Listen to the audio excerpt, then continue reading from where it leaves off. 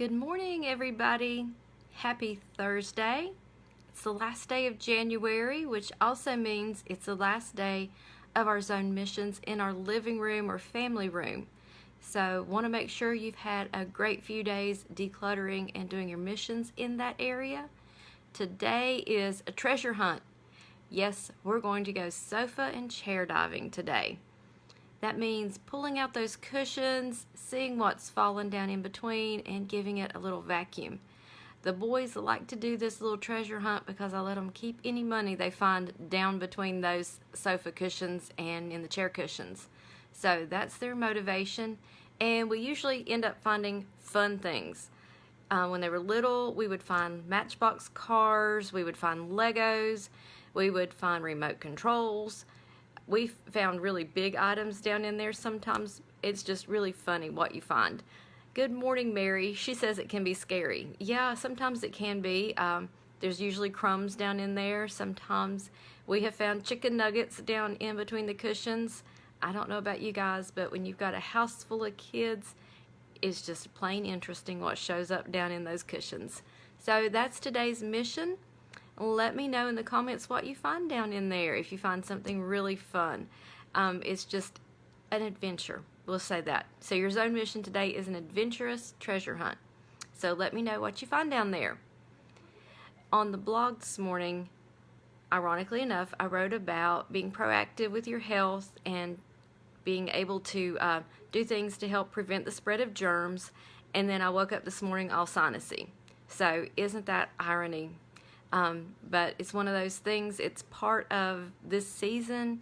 Just going out and being at the grocery store or shopping can put you in the way of germs. So do what you can. Hand washing is a huge, huge thing, guys. Wash your hands frequently during this time of year. When I'm out doing my errands and I've got several stores, I use hand sanitizer. It's not one of my most favorite things in the world to use because it's a lot of chemicals to put on my hands, but I really want to kill those germs. And since it's cold, I've even been known to leave my gloves on when I handle shopping carts. Sometimes it's not real easy picking stuff up off the shelf if I'm needing small items, but I do really try to be proactive. Drinking water, eating healthy, taking my vitamins, getting rest, all are ways that help me stay healthy in the winter. So just hoping this little stuffiness I woke up with doesn't pan out into more, because we know with my asthma it can get pretty yucky pretty quick. So I'll just stay on top of it. I've got the diffuser going this morning back behind me with a little eucalyptus, so that's helping open that up too. And the boys have all had little coughs. With them playing basketball this year, I know that people on the team have not felt well, and it really does enable the spread of germs doing stuff like that. So we'll just get through this and hopefully it won't turn into anything really yucky. Home blessing today, guys. Tossing paper and magazines. Really easy on Thursday because I'm helping you guys prepare for Friday, for your weekend. And I know the paper clutter gets you. It gets all of us. So spend that 5 minutes today tossing paper. And if you haven't gone through the mail this week, take care of that. If you've gotten papers in the mail this week related to your tax return, get those filed in your proper files so you have it when you're ready to work on that with your tax preparer next month. Really try to deal with that mail as it comes into the house. But I know sometimes you bring it in the evenings, there's a lot going on and you just don't get it gone through. So purpose today to deal with paper clutter, get rid of that stuff. If you get magazines in the mail, toss them. Find a place to donate them to. Do something and don't let piles and piles and piles of magazines accumulate. I've talked to somebody who's collected National Geographic for almost 50 years. Let that sink in for just a minute. That's a lot of magazines. They've enjoyed them. They thought that, they may be worth more money later. And basically, he just has a whole lot of National Geographics and not a good way to do anything with them. So you don't need to hang on to magazines thinking they're going to increase in value or you're going to remember to pull out a recipe. If you see a recipe you like in one of your magazines, pull it out. Stick it in a sheet protector and create a binder with recipes and file them according to type entrees, appetizers, desserts, vegetables, salads, whatever it is that appeals to you, breads. If you're eating low carb, have a low carb section. Just whatever it is that works for you in your organizing, but pull those recipes out of those magazines. If you find yourself looking up a lot of recipes online, resist the urge to print them out. Just cook right there from your screen. Set your laptop up in a safe place or use an iPad or a tablet.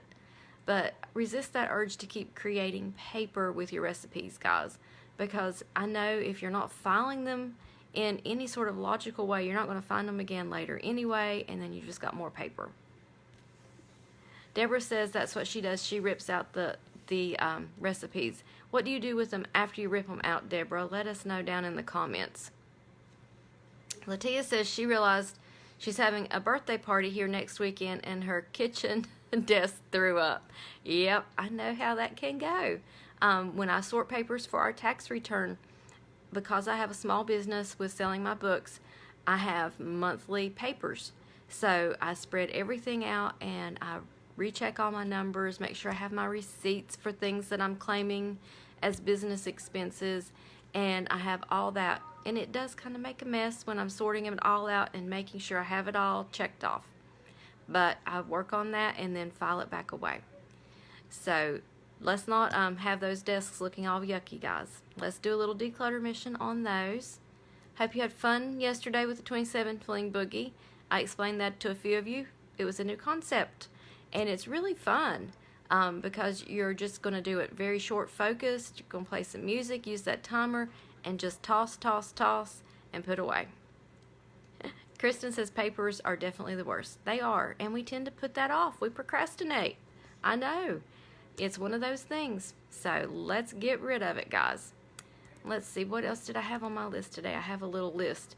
Oh, dinner tonight. We're going to do chicken. I've got some frozen chicken tenders that I'm going to season for the boys with some buffalo sauce. So it's going to be like buffalo bites. But I got a good deal on them, and they're all white meat nuggets, and it makes them happy. So that's going to be dinner tonight. Our vegetable soup yesterday turned out really delicious. I just used stuff that was in my refrigerator. Things I already had, things that needed to be used. We had just a little bit of beef roast left over from Sunday. Not really enough for a serving for the whole family. It would have been a serving for one person. So cut that up, and I had celery, zucchini, and carrots in the refrigerator. Washed them, cut them up, threw them in there. Used a can of tomato sauce, added some water, Instapotted that stuff for 20 minutes, and it was delicious. Zucchini is a very moist vegetable, so probably it was a little bit overcooking for the zucchini because they were really smushy, but the carrots were just right. So figuring out that balance, guys. But I wanted to use the zucchini before it went bad, and we love zucchini. I almost threw in the broccoli that I had on hand, but I decided I'm going to use it tonight with the chicken as a green vegetable side. So I already kind of figured out which other vegetable I was using this week because one of the boys requested to have some steamed broccoli one night. Let's see. Let's read your comments. Deborah says she has a folder for each of her recipes, main dishes, desserts, and that kind of thing. That's great. I've got a notebook that I used when we did that cooking around the USA and cooking around the world where I filed away recipes because I'm not using those very often. But I wanted to hang on to them in case we decide to do another tour through the country and do some cooking based on different states. So I have a binder that I have set up just for that. Joanne says, do I cook the chicken first to make soup if she uses chicken, or can she throw it all in at once? If you're using your Instapot and you go for about 20 minutes, as long as it's not really big pieces of chicken, it'll cook it. I've thrown in like cut up pieces of chicken into the Instapot raw and cooked it. So that will work. It's just if it's really big pieces, it may not cook. But Instapots are really good at that 20-minute cooking. Latia says that's what she did with a rack of lambs and did pork chili. Yeah, that sounds delicious. Let me scroll back through the comments and see what else, if I've missed anything. So enjoy your day, guys. Today's the last day of the sale of my 3 books on my blog. I've got my Giving Your Children Wings, Finding Joy and my homeschool planner all on sale, and today's the last day for that. And tomorrow I'm going to do a really fun Valentine date night giveaway for somebody local to me.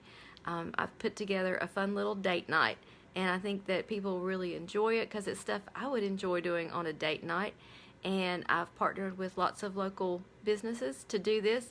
So watch tomorrow for the launch of my giveaway, and I think you guys will think it's a lot of fun, and it maybe will give you some ideas for a date night if you're not local of things that you could do with your other.